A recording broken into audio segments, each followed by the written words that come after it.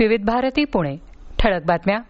भारतातील दहशतवादी कारवाया आणि इतर घडामोडींवर अमेरिकेचं बारकाईनं लक्ष असून या संघर्षाच्या काळात अमेरिका पूर्ण ताकदीनिशी भारताच्या बाजूनं उभी असल्याचा पुनरुच्चार ट्रम्प प्रशासनानं केला आहे.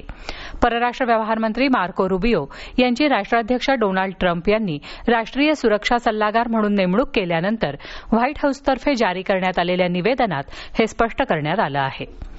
राजधानी नवी दिल्ली आणि राष्ट्रीय राजधानी क्षेत्र अर्थात एनसीआरमध्ये काल संध्याकाळपासून पाऊस सुरू असून आज ही जोरदार गारांच्या वृष्टीसह पावसाचा इशारा देण्यात आला आहे.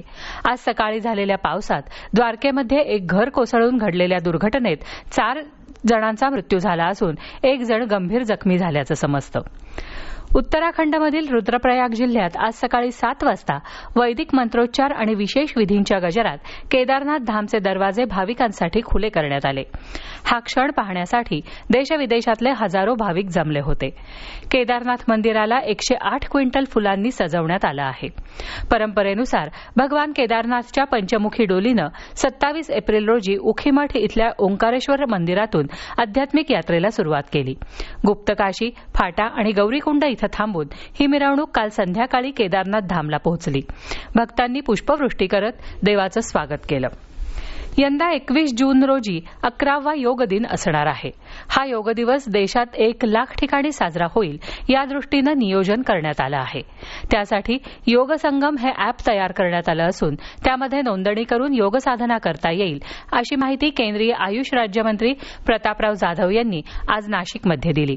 त्या पार्श्वभूमीवर नाशिकमध्ये गोदावरी काठी गौरी पटांगण इथं आज सकाळी जाधव यांच्या उपस्थितीत शेकडो नागरिकांनी योग साधना केली.